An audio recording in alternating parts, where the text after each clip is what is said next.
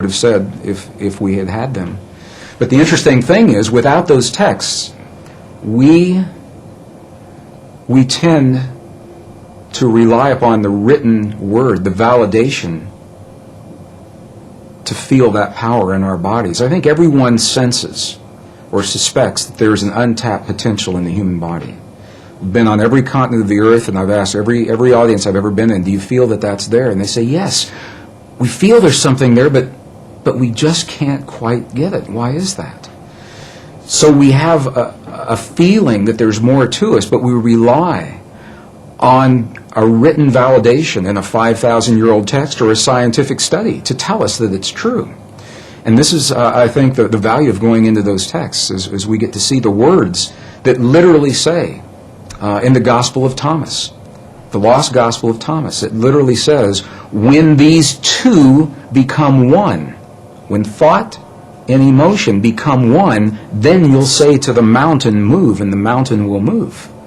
And I used to think that that was a metaphor.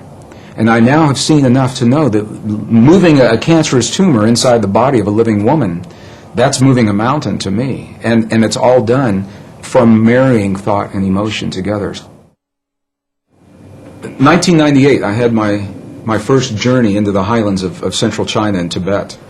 And it was during that time we were given a personal audience with an abbot, who's an elderly leader of a particular sect in the monastery.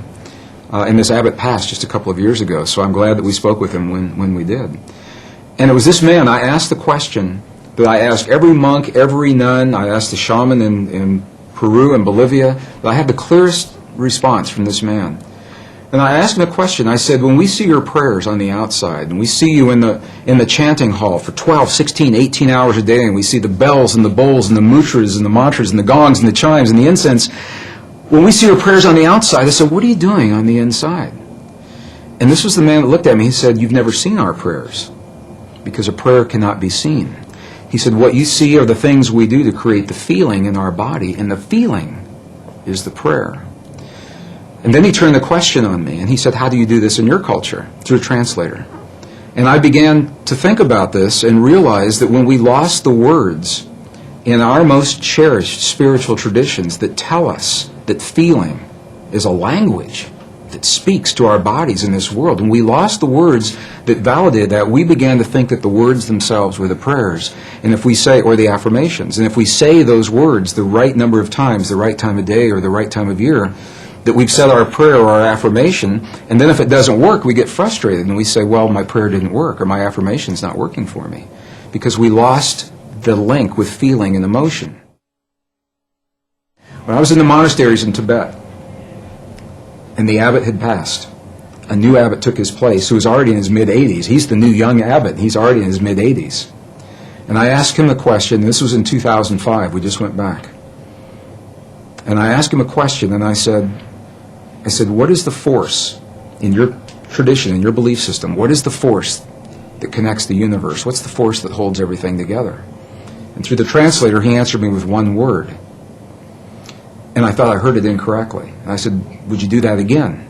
And he came back and he answered me with one word, and he said, compassion. And I said, well, wait a minute. I said, is compassion a force that holds everything together, or is it a feeling that we experience in our bodies? And he said, yes.